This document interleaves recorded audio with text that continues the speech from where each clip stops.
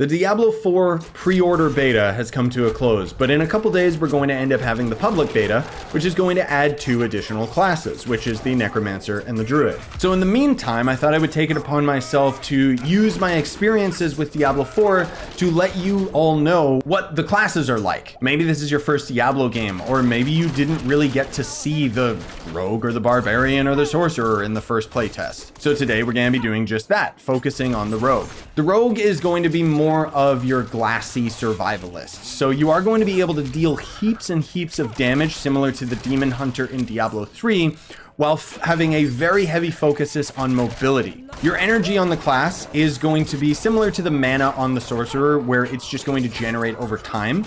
But where the character ends up excelling, in my opinion, is just the fact that you can dash through enemies and you can lay down traps and do status effects. The point of the character is you use different abilities to make enemies vulnerable to your more powerful attacks. It's true you will end up being a little bit squishy, but because of the high mobility of the character, you do still have a high amount of survivability. In particular, I found dashing and using coal traps to be really fun. Every time I would dash through an enemy and get a crit kill, it would end up cutting them in half, and the coal traps was really good to keep enemies at bay. So your main weapons are going to be dual-wielded melee weapons or ranged bow/crossbow. The trick is that a lot of your skills will end up having certain benefits based on the weapon type that you're using. So one of your abilities might specifically say, okay, you're going to apply this effect to an enemy, but that effect is going to have a double chance of applying if you have dual daggers. This is where you'll have to decide, do you want to sacrifice the extra damage from using swords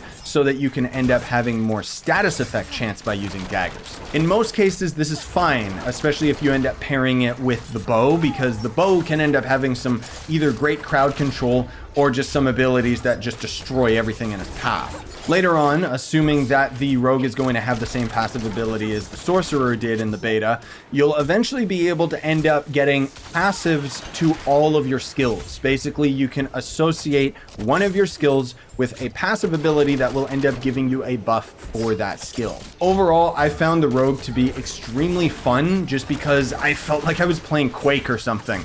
With the amount of mobility that this class had, it was a true speedster. The fact that a lot of your abilities will end up complementing this by reducing cooldown was just a lot of fun for me.